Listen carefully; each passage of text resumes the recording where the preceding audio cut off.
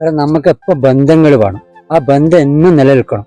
അത് നീ മനസ്സിലാക്കാതെ. എടാ എന്റെ അവസ്ഥ നീ മനസ്സിലാക്ക്. അങ്ങനെ ഒരു അവസ്ഥയിലാ ഞാൻ ഉള്ളേ. ഞാൻ എന്താ ചെയ്യണ്ടേ?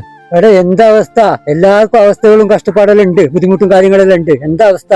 ഞാൻ മനസ്സിലാക്കാത്തെ എനിക്കൊന്ന് പറഞ്ഞാൽ തിരിയ. ഞാൻ പറയുന്നൊന്ന് മനസ്സിലാക്കറേ നീ. എന്റെ അവസ്ഥ നിനക്ക് പറഞ്ഞാൽ മനസ്സിലാവൂല. ബന്ധങ്ങൾ വേണം, എപ്പോ നിലനിൽക്കണം, കാലാകാലം ബന്ധങ്ങൾ. മനസ്സിലായെങ്കിൽ കേട്ടാ, ഞാൻ പോകുന്നു.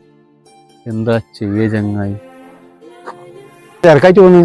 ഓനോടൊന്ന് പറഞ്ഞു കൊടുക്കണം, 5000 രൂപയ്ക്ക് വേണ്ടിയിട്ട് ബന്ധങ്ങൾ കളയാൻ പാടില്ല എന്നൊന്ന് പറഞ്ഞു കൊടുക്കണം കേട്ടാ. മനസ്സിലാക്കി കൊടുക്കണം എനിക്ക് കേട്ടാ.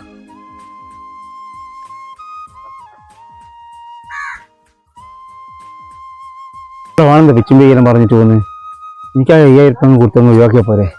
നീ എന്താണ് വെച്ചാ പറയുന്നത്? 2 മാസമായി 5000 രൂപ വാങ്ങിട്ട് ഓനോട് പൈസ ചോദിക്കുമ്പോ എന്റെ അവസ്ഥ ഇങ്ങനെയാന്ന്, ഫ്രണ്ട്ഷിപ്പ് നിലനിൽക്കണ്ടേ, ബന്ധം നിലനിൽക്കണ്ടേ എന്ന് മനസ്സിൽ ഇങ്ങനെ കരയിച്ചാ പോകുന്നു. അനക്കും ഇല്ല അവസ്ഥകളല്ലോ. നീ എന്റെ അവസ്ഥ മനസ്സിലാക്കണ്ടേ നിങ്ങളല്ലോ. അമ്പടാ, ഓന്റെ വർത്താനം കേട്ടായിരിക്കും നീ ഓനിക്കാ പൈസ കൊടുക്കാനുള്ളത്. ഓന്റെ പോക്ക് കണ്ട. അയെല്ലാം വിട്.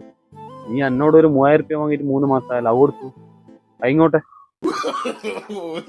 അല്ല, ബന്ധമൊന്നും നിലനിൽക്കണ്ട ആശ്മ. ഓൻ പറഞ്ഞ പോലെ ഫ്രണ്ട്ഷിപ്പാണ് വലുത്. 3000 തരാം, 2 ദിവസം കൊണ്ട് തരാം. പോവാണ്ട്. എന്താ അവസ്ഥ?